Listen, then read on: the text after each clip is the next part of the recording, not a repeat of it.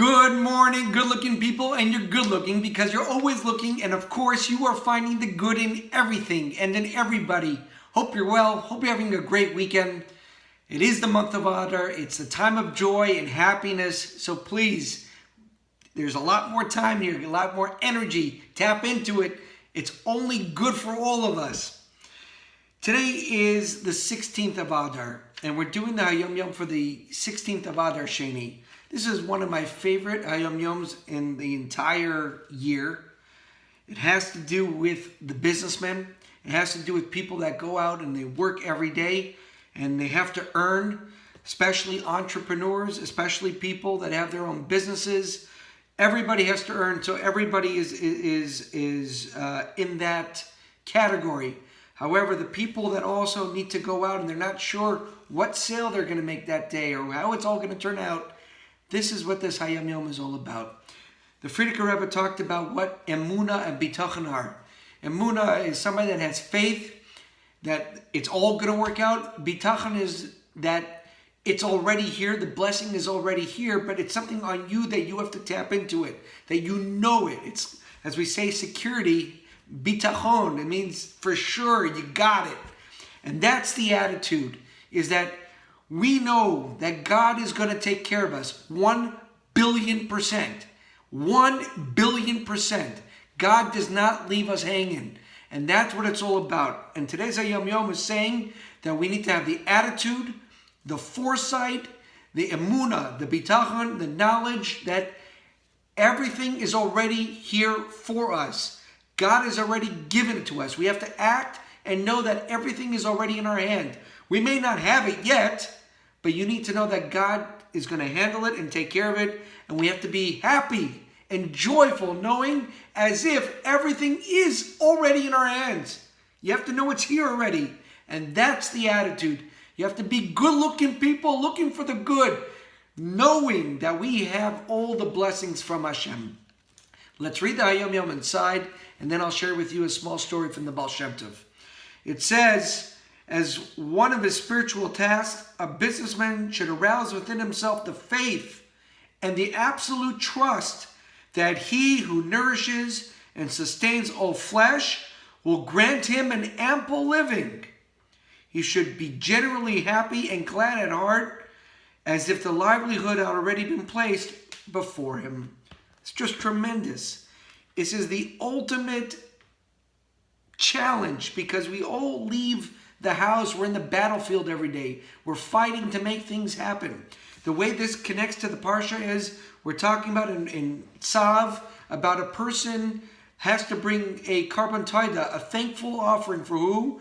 For 4 different events. Somebody that was sick and they got healed. Somebody that was in prison that got released. Somebody that went through the desert and came out alive to the other side. And somebody that crossed the sea. It says the sea is equal to livelihood, parnasa, that people would go into the sea to do merchant and business and they would travel. And that reference of when people need to go out and they're successful in their parnasa, it says you have to bring a carbon taida, a thankful offering. We were for bringing in shul today, and we were talking about to make a suda in advance, that you should have the parnasa already. And that's the attitude, that it's challenging out there. It's frustrating out there. There's only so much frustration and anguish that a person can have anyways. There's a point that we just say, God has got us. He's going to take care of us. And that's what today's Hayom is all about, that we need to be happy, satisfied, peace in our hearts, as if the money is already here in our pockets. It says the story of the Baal Shem Tov, that he went with his Hasidim to an inn, and they got there, and they sat down to Fabring, and as the innkeeper is serving on them, there's 3 bangs on the door.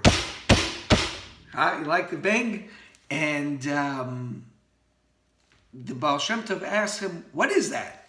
He says, oh, today is the day that rent is to be paid. So the landlord, he taps on the door. So the Baal Shem Tov says, okay, so maybe go and pay him and then come back. He says, no. He does it 3 times. This happens 3 times, and then you know you have to go pay it. So the Baal Shem Tov says, why don't you just go pay it now and then come back and farang? So he says, I don't have the money yet. The rent is 300 ruble and I don't have it. So the Baal Shem Tov says, so what are you going to do? He says, Hashem will provide. Hashem will provide. So they continue faranging. Again, 3 knocks on the door. Everybody looks up. The innkeeper doesn't move. He continues. And he's serving everybody and they're faranging until there's the next 3 knocks on the door. And this time, the innkeeper takes his coat. He puts it on. He puts on his shawl. And he leaves the inn. The Baal Shem Tov says, he said, I'm going to pay the rent. Do you have the money? I don't, but Hashem will provide. And the Hasidim of the Baal Shem Tov were at the window and they were watching. And this innkeeper, he continues to walk down the road. All of a sudden, a carriage comes to him. There's some conversations. They see some back and forth.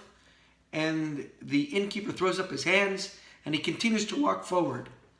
Eventually, a couple minutes later, that carriage that had turned away came back. There was more conversation. They gave this innkeeper some money and then they drove off. And then the innkeeper continued and he paid his rent and he came back. And the Baal Shem Tov was watching this and he sent out his students and he says, go find out what took place.